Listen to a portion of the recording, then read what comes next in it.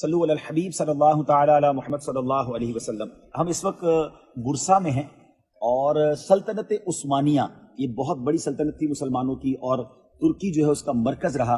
تو آج ہم جس مزار پہ موجود ہیں، عثمان غازی ماشاءاللہ تربیسی رحمۃ اللہ تعالی علیہ، سلطنت عثمانیہ جن کے نام سے چلی۔ استاد صاحب سے گزارش کریں گے کہ کچھ ارشاد فرمائیں کہ ان کے بارے میں ذرا نام بھی پڑھا دیجئے۔ ان کے بارے میں دیکھیں، یہ بورڈ لگا ہوا ہے عثمان غازی رحمۃ اللہ تعالی علیہ، اور یہ وہ عظیم ہستی ہیں کہ جن کے نام پر یہ سلطنت قائم ہوئی۔ استاد صاحب، یہ کتنی بڑی سلطنت تھی اور یہ کتنے عرصے قائم رہی ہے؟ کچھ اس کے بارے میں آپ ہمیں معلومات۔ سلطنت عثمانیہ جو ہے نا، یہ یوں کہہ لیں کہ اس زمانے میں اس وقت اتنی بڑی کو دنیا میں سلطنت ہے نہیں کہ جسے ہم مثال کے طور پہ ہم لے سکیں کہ سلطنت عثمانیہ اس جیسی تھی۔ ہاں، اس کا تھوڑی سی مثال ہم یوں دے سکتے ہیں کہ جیسے ابھی آج سے 100 سال پہلے حکومت برطانیہ، سلطنت برطانیہ جو تھی، اس کے بارے میں تھا نا کہ جناب یہ دنیا میں اتنی وسیع ہے کہ اس میں سورج غروب نہیں ہوتا، کیونکہ یہ شرق سے لے کر غرب تک کے کثیر ممالک اس کے انڈر تھے۔ تو سلطنت عثمانیہ کا معاملہ یہ تھا کہ اس میں مسلمان جو ممالک تھے ان کی اکثریت وہ سلطنت عثمانیہ کا حصہ تھی۔ ایون کہ یہ عراق اور یہ عرب کا ایک بہت بڑا خطہ جو تھا یہ انہی کے انڈر تھا، اور یہ جو مکہ مکرمہ مدینہ منورہ کے اندر ہمیں ایک ادب اور محبت کی بہت عظیم مثالیں نظر آتی ہیں، تو ان کے پیچھے بھی اصل میں سلطنت عثمانیہ تھی۔ اور ان کا جو ابتدا ہے وہ بیسیکلی اس طریقے سے تھی کہ سلطنت عثمانیہ کی شروعات ہوئی ہیں اس زمانے میں کہ جب یہ جو چنگیز خان تھے اور یہ جو تاتاری تھے، انہوں نے پورے عالم اسلام کو تہس نہس کر دیا۔ بغداد میں انہوں نے خون کی ندیاں بہائیں، کھوپڑیوں کو مینار تعمیر کیے۔ تو اس کے بعد، اور یہ تقریباً یہ وہ زمانہ ہے کہ جو حضرت شیخ سعدی رحمۃ اللہ علیہ کا ہے، اور اس کے بالکل قریب جو ہے اس سے متصل جو ہے وہ حضور غوث پاک رضی اللہ تعالیٰ عنہ کا زمانہ گزرا ہے۔ اچھا، پھر ان کے بعد تقریباً کوئی 50-60 سال کا جو ہے وہ فاصلہ بنتا ہے کہ جس میں جو ہے وہ شیخ محی الدین ابن عربی رحمۃ اللہ علیہ، جن کا لقب شیخ اکبر ہے، تو ان کی جو تعلیمات ہیں وہ بھی اسی زمانے کی ہیں۔ تو اب جس زمانے میں شیخ محی الدین ابن عربی رحمۃ اللہ علیہ تھے، اسی زمانے میں یہاں پر ایک جو دوسری اسلامی سلطنت تھی وہ تھی سلاجقہ خاندان کی، سلجوق حکمران جسے کہا جاتا ہے۔ تو سلجوق حکمران جو تھے یہ بھی ایک طرف طاقتور جو ہے وہ تھے، اور دوسری طرف جو سلطان صلاح الدین ایوبی رحمۃ اللہ علیہ کی اولاد تھی، تو ان کے جو بچے اور ان کی آگے نسل تھی ان کی حکومت چل رہی تھی، لیکن ان کی آپس کے اندر نہیں بنتی تھی۔ لیکن بہرحال یہ تھا کہ یہ بہرحال ایک کمزور حکومتیں تھی کہ جو چنگیز کی اولاد اور اس کی جو نسل تھی ان کا مقابلہ کر نہیں پا رہے تھے۔ تو اس میں پھر یہ جو سلطان عثمان غازی رحمۃ اللہ علیہ ہے، جو ان کے جو ہے وہ والد تھے یہ ارطغرل، تو انہوں نے جو ہے وہ سلطان سلجوق جو تھے ان کی مدد کی کئی مقامات پر، اور اس کے بعد ان کو کچھ ایریاز دیے گئے، اور ان ایریاز کے اوپر گویا ان کی حکومت قائم ہو گئی۔ اور پھر وہاں سے جو ہے یہ بڑھتے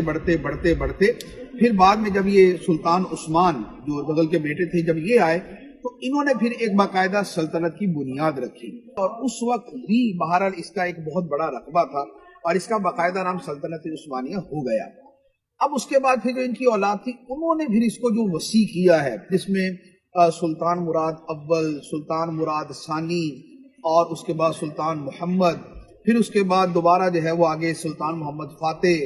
اور پھر سلطان مراد کے آگے نام سے دوسرے بادشاہ آتے ہیں۔ تو پھر یہ پوری ہسٹری بنتی ہے، اور پھر یہ سلطنت پھیلتے ایسی پھیلی کہ ایک طرف یہ جو افریقہ کے ممالک ہیں یہ سارے کے سارے اس کے انڈر تھے، اور دوسری طرف جو یورپ کے ممالک تھے ان میں سے بھی کئی ممالک ان کے انڈر آ چکے تھے۔ ہنگری اور اٹلی وغیرہ کے ساتھ جو ہے وہ ان کی بہت زیادہ جنگیں ہوئی ہیں، اور ایون کہ یہ جو قسطنطنیہ فتح کیا گیا تھا یہ بھی بیسیکلی یورپ ہی کا علاقہ بنتا تھا، اور یہ یورپین کنٹریز ہی کے انڈر آتا تھا۔ تو یہ بیسیکلی ان کی ساری تاریخ بنتی ہے، اور اس میں ایک وقت ایسا آیا تھا جو یوں کہہ لیں کہ اسلامی تاریخ کے جو ایک کہہ لیں کہ ناقابل فراموش، یعنی کہ ان نیگیٹو کانٹینٹ کہ اتنا، یعنی کہ وہ دردناک واقعہ ہوا کہ اگر وہ واقعہ نہ ہوا ہوتا، بہر اللہ تعالیٰ اپنی حکمت بہتر جانتا ہے، اگر وہ واقعہ نہ ہوا ہوتا تو اس وقت پورا یورپ یہ ایسے ہی مسلمان ہوتا کہ جیسے اس وقت ہمارا پاکستان ہے، ہمارا جو ہے نا یہ ترکی ہے، ہمارے عرب ممالک، یہ سب قریب پہنچ گئے تھے. سلطان بایزید یلدرم رحمت اللہ علیہ یہ وہ تھے جن کو یلدرم کا مطلب ہوتا ہے چمکتی بجلی جیسا شیر، حملہ آور ہونے والا. انہوں نے جو یورپ کے اوپر جو ہے یورپ کے بادشاہوں سے مقابلہ کیا اور بار بار ان کو شکست دی، تو یہ ایک فائنل حملہ کرنے جا رہے تھے کہ جس میں پورا یورپ جو ہے وہ مسلمانوں کے انڈر آنا تھا. لیکن بس وہی کہ مسلمان ہی ایک دوسرا بادشاہ، اور وہ خبیث قسم کا تھا امیر تیمور. امیر تیمور جو ہے یہ نکلا وہاں سے، یہ چائنا کے علاقوں سے، اور اس نے آ کے پیچھے سے حملہ کر دیا. تو سلطان بایزید کو یہاں سے پوری فوجیں واپس لے جانی پڑی. اور پھر جب امیر تیمور سے مقابلہ ہوا تو انفارچونیٹلی امیر تیمور جیت گیا.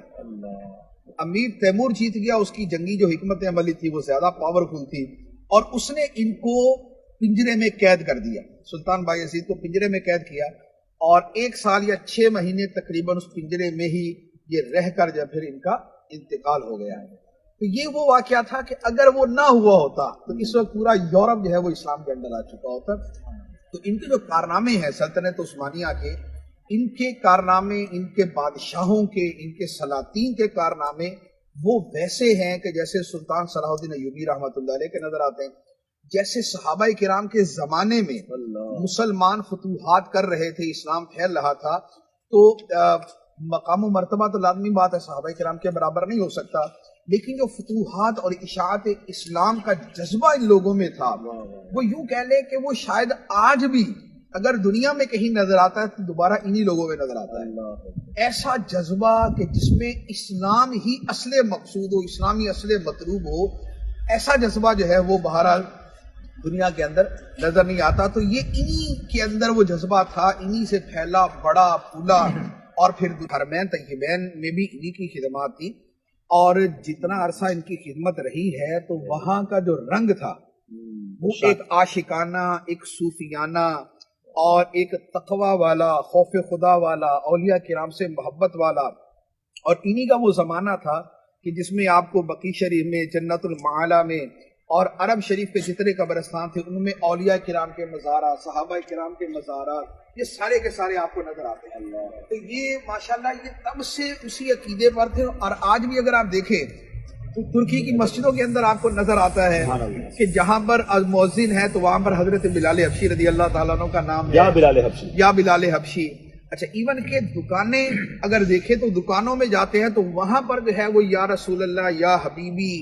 اور اس طرح القاب کے ساتھ نبی پاک علیہ السلام کو مخاطب کیا ہوتا ہے. تو یہ وہ ان کا عشق اور محبت ہے جو الحمدللہ اب تک چلتا آ رہا ہے.